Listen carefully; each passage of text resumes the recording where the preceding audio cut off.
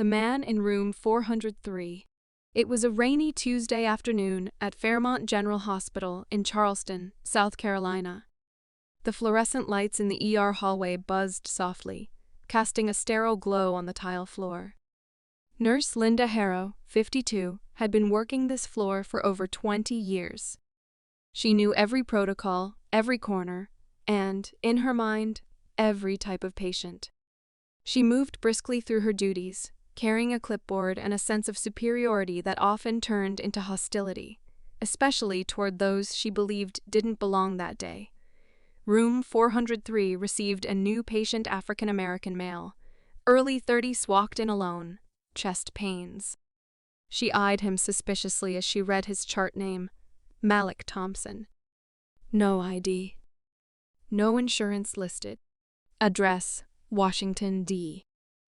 Probably homeless, she muttered under her breath when she entered room 403. Malik sat upright, calm but clearly in discomfort. He wore a plain black hoodie, jeans, and worn-out sneakers.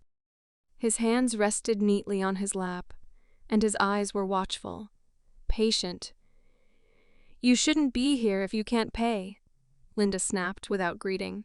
"We're not a charity." Malik raised an eyebrow. "I'm in pain. I came for help." Her eyes narrowed.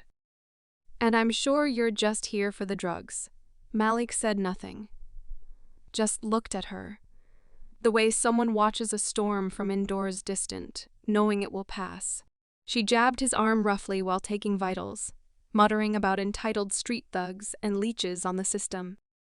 When he winced, she didn't apologize. As she turned to leave, she spat over her shoulder. "Bet you'll be out there stealing again tomorrow." He finally spoke.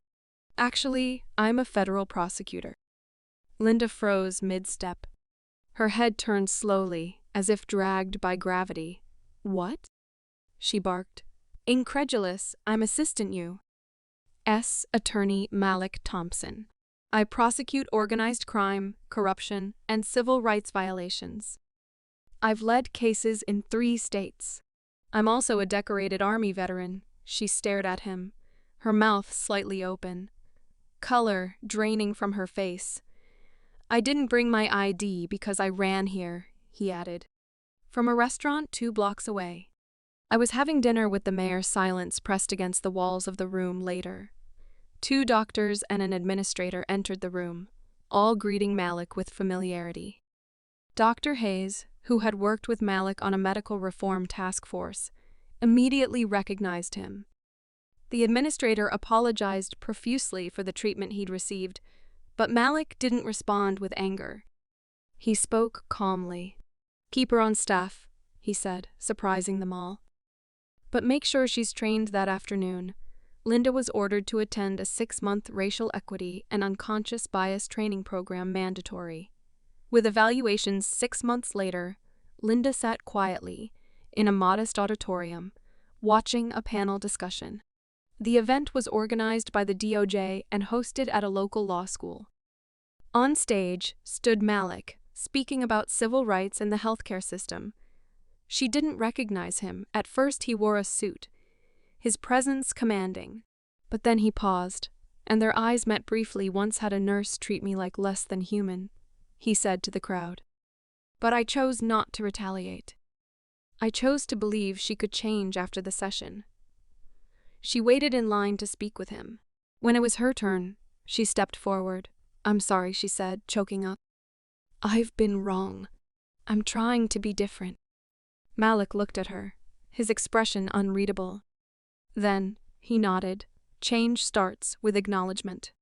Keep going," and with that, he walked away, leaving her standing under the weight of her own revelation. Epilogue. Years later, Nurse Linda Harrow became a vocal advocate for anti-racist policies in South Carolina healthcare.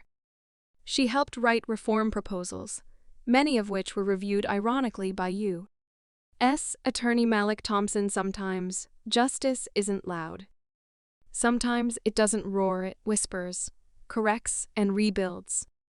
And sometimes the man you judged the harshest becomes the reason you grow the most.